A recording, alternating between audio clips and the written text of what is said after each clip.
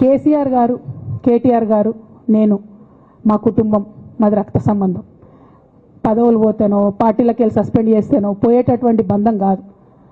కానీ ఎవరైతే vested interest ఉన్న పార్టీలు ఉంటారో, పార్టీలో ఉండి కేవలం డబ్బు సంపాదించుకోవాలనేటటువంటి ఒక ఆలోచనతో, వ్యక్తిగత లబ్ధి పొందాలనేటటువంటి ఆలోచనతో ఉన్నటువంటి వ్యక్తులు, వాళ్ళకి కావాల్సింది ఏంది? మేము ముగ్గురం కలిసి ఉండొద్దు, మా కుటుంబం బాగుండొద్దు, మా కుటుంబం విచ్ఛిన్నమైతేనే వాళ్ళకి అధికారం వస్తుంది.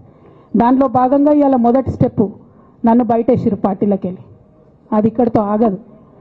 నేను గౌరవనీయులు పెద్దలు దైవ సమానులు కేసీఆర్ గారిని విజ్ఞప్తి చేస్తా ఉన్నా, మీకు ఒక సూచన చేస్తా ఉన్నా.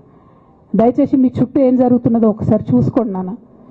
నన్ను ఇవాళ బయటకు పంపొచ్చు, నేను మీలాగా స్ట్రేట్ ఫార్వర్డ్ ఉంటా, నిజాలు మాట్లాడతా.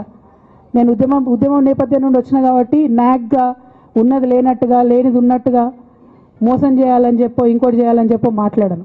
స్ట్రేట్ ఫార్వర్డ్గా ఇష్యూస్ మాట్లాడతా కాబట్టి నన్ను ఇలా బలి చేసారు, పర్వాలే.